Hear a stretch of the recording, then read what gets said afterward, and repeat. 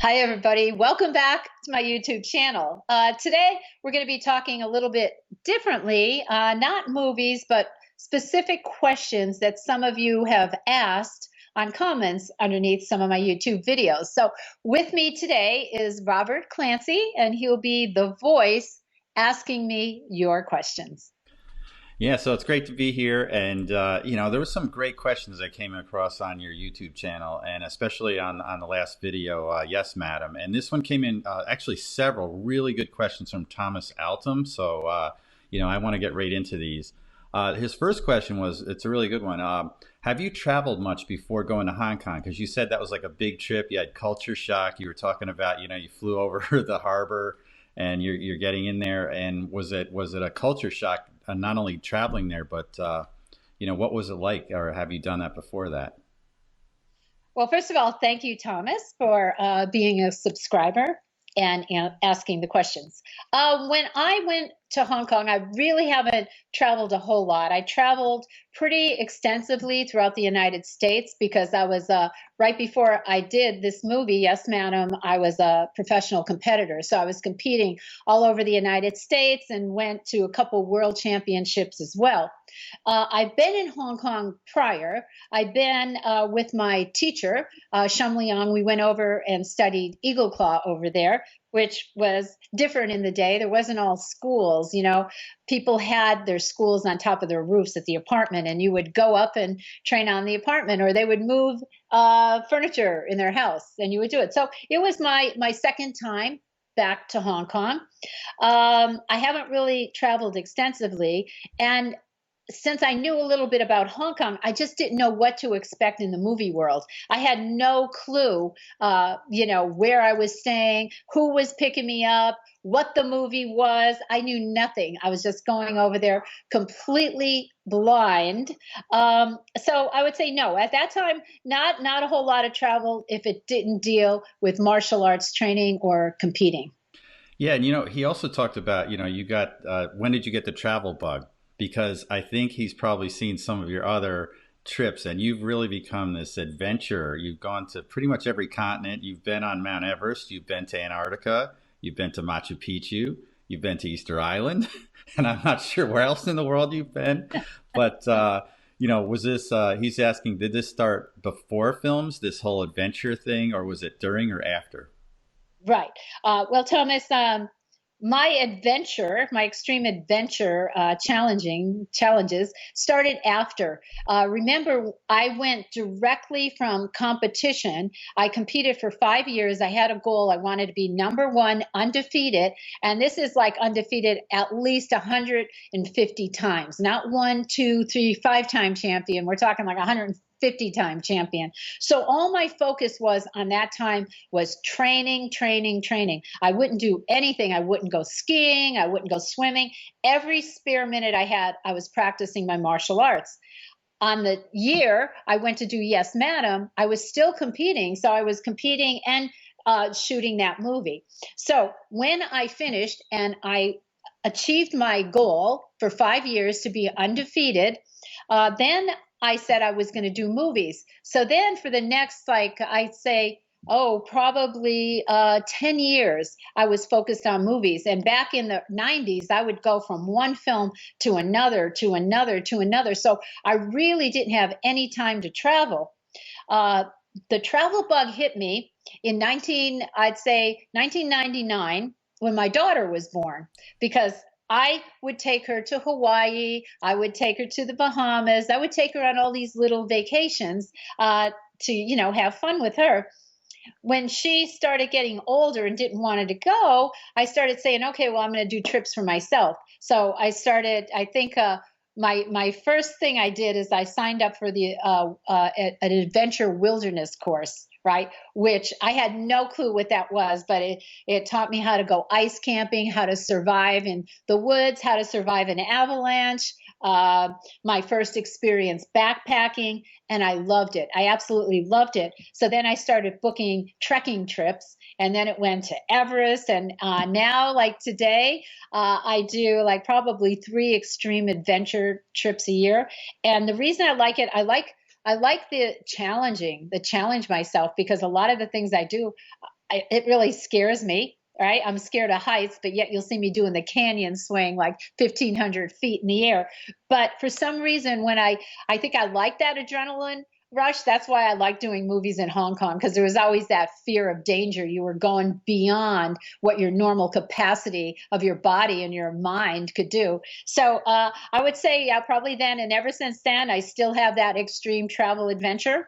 Waiting to do my next one as soon as we get out of this quarantine. But yeah, so that kind of, I would say probably for the last 10 years, I've been really doing the adventure travel. That's like my one of my main focuses. Yeah, and his next question, he's obviously a fan because he knows that you've done over 60 films that are somewhere in that vicinity. And he said, how often were you hurt? And was it mostly in the Hong Kong era, or was it after that? I was hurt quite a bit. Yes, definitely in every Hong Kong movie. I remember shooting a movie in Indonesia.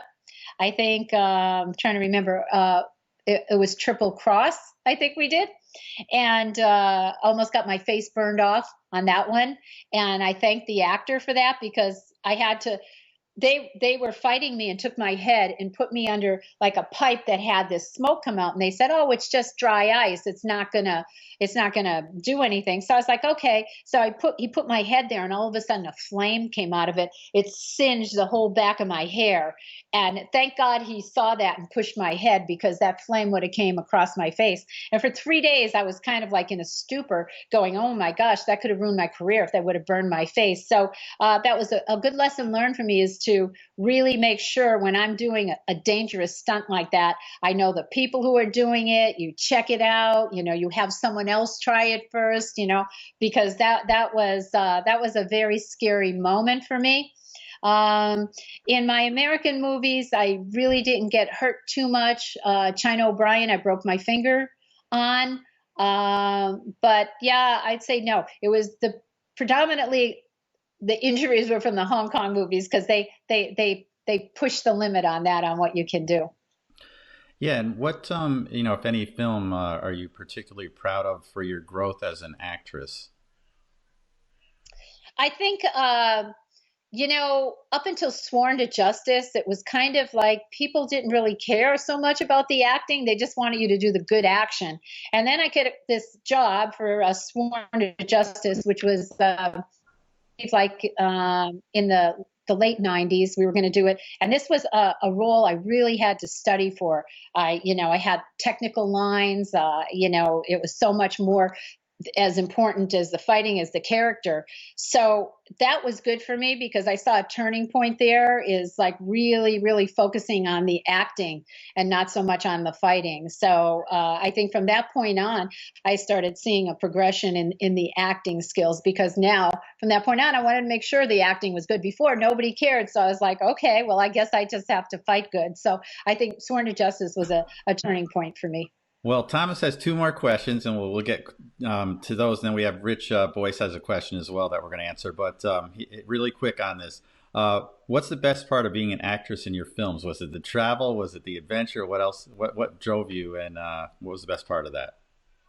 I think, the best part of it for me is that I'm doing something I absolutely love, and I'm getting paid for it. It was like I was on vacation when I was working.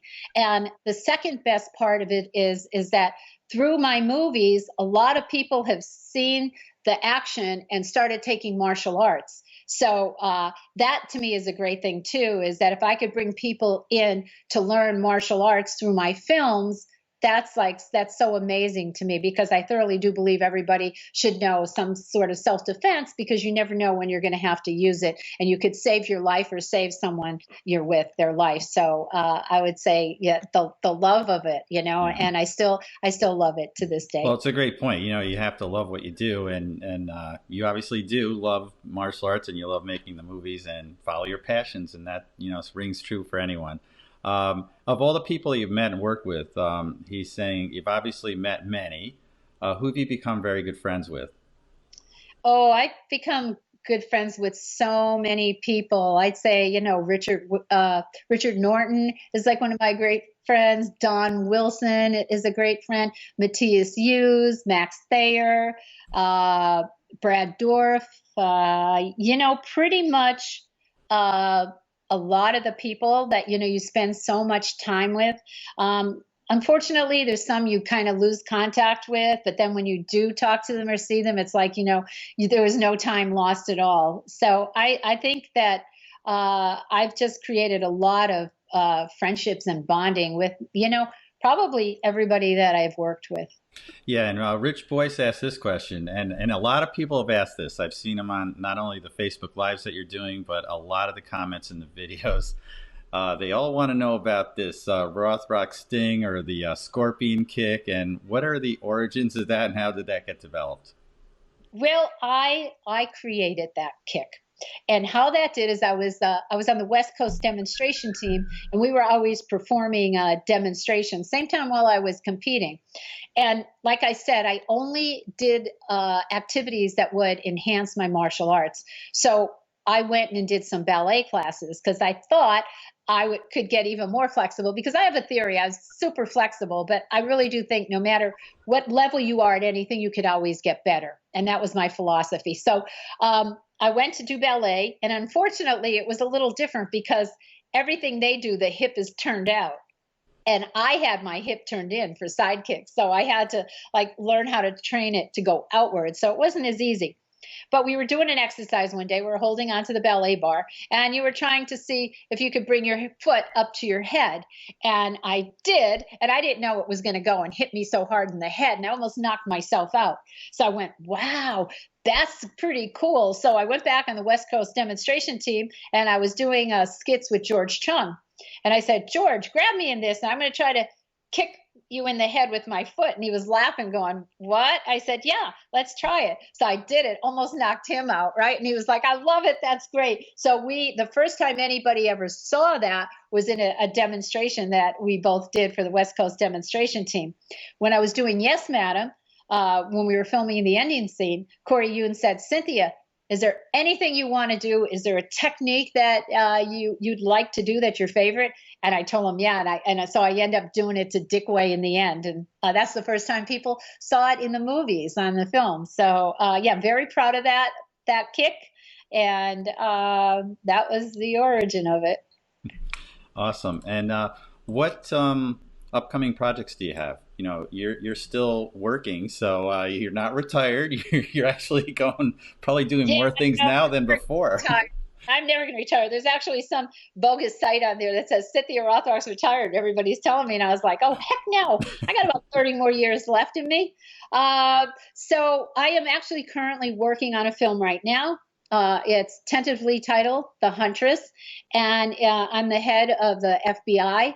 And basically it deals with espionage.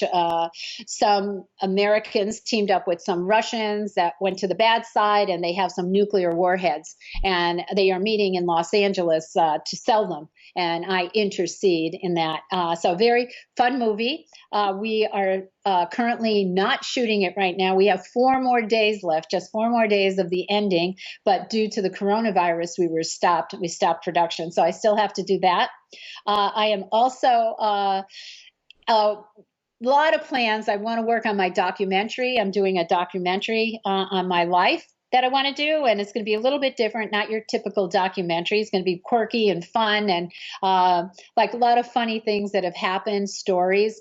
And also I want to write my book, which I have started 3 or 4 different times, but that's in the background. And I do a lot of seminars around the world.